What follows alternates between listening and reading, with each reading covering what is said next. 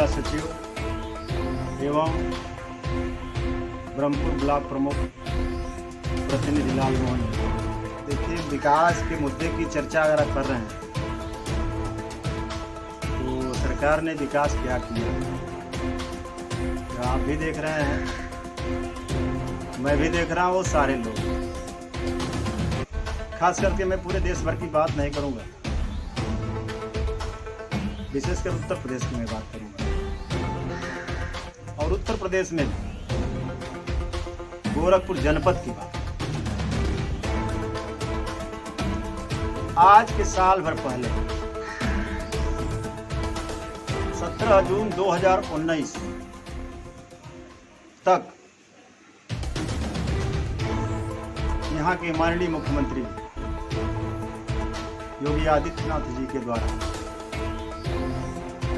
यह ऐलान किया गया था कि 17 जून 2019 तक पूरे प्रदेश की सड़कों को मैं ऐसा बना दूंगा कि किसी भी सड़क में आपको गड्ढा नजर नहीं आएगा। मैं आपसे बताना चाहता हूं,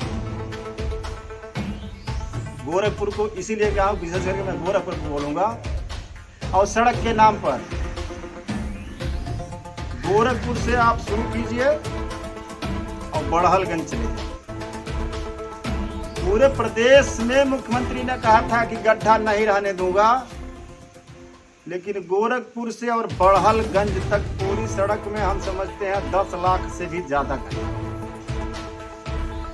और ये दुर्दशा आज से नहीं, जब से इनकी सरकार बनी तब से लोग झेल रहे हैं। खास करके दूरी लंबी पड़ती है बड़हलगंज और गोरखपुर। अगर कोई मरीज बड़हलगंज से गोरखपुर तक आना चाहे तो हम तो समझते हैं कि रोड से ही आधी बीमारी बढ़ जाएगी। तो विकास के मुद्दे पर सबसे बड़ा विकास यही है गोरखपुर का। बड़हलगंज से गोरखपुर की सड़क देख लीजिए, ये सबसे बड़ा विकास है।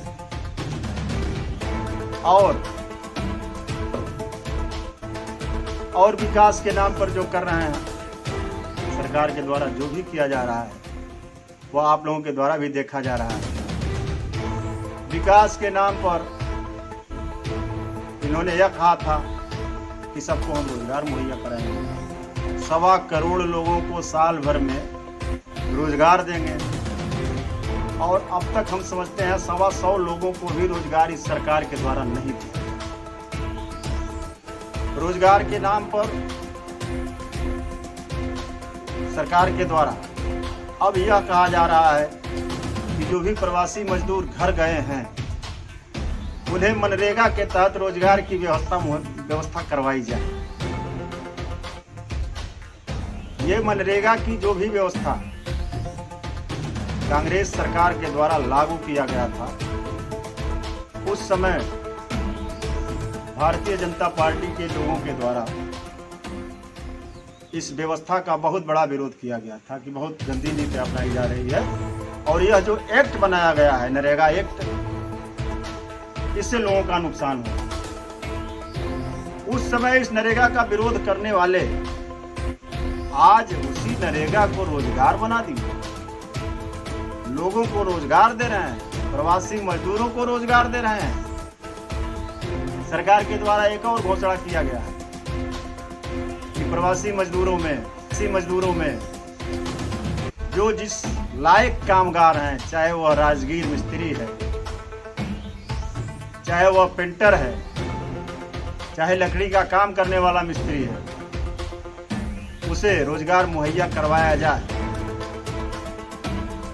शौचालय का जो भी पैसा आता है सरकार के द्वारा, उसे प्रधान और सेक्रेटरी के द्वारा चेक काट करके लाभार्थी को दे दिया जाए। सरकार के द्वारा यह आदेश है कि प्रधान और सेक्रेटरी मिलकर के जो प्रवासी मजदूर आए हुए हैं उन्हें शौचालय में लगवा करके काम करवाया जाए। तो जब हम चेक दे दिए लाभार्थी को, प्रधान चेक दे दिया लाभार्थी को, सेक्रेटरी चेक दे दिया लाभार्थी को, तो काम लाभार्थी अपने मन से करवाएगा ना। तो मेरे कहने से तो मजदूर रखेगा नहीं। ये मैं इस व्यवस्था में अनुभव की कमी मानता हूं। और रोजगार के नाम पर तो केवल लोगों को एक छलावा है, दूसरा कुछ भी नहीं। आज अगर समाजवादी पार्टी की सरकार रहती, माननीय अखिलेश यादव की सरकार रहती, ये कोरोना में जो भी मजदूर बेचारे आने के बिना मर गए, भूखों मर गए, तड़प के मर गए, हो सकता था कि ये बेचारे न मरे होते और जिंदा सकुशल अपने घर पहुंचे। क्योंकि ऐसी सोच अखिलेश यादव की पहले से लोग देखे हैं और जनता के प्रति वह कैसा काम करते हैं यह सारे लोग जानते हैं। इस सरकार में मजदूरों के साथ तो भाई कुछ नहीं, मजदूर मारे मारे फिरेंगे, सरकार उनके बारे में कुछ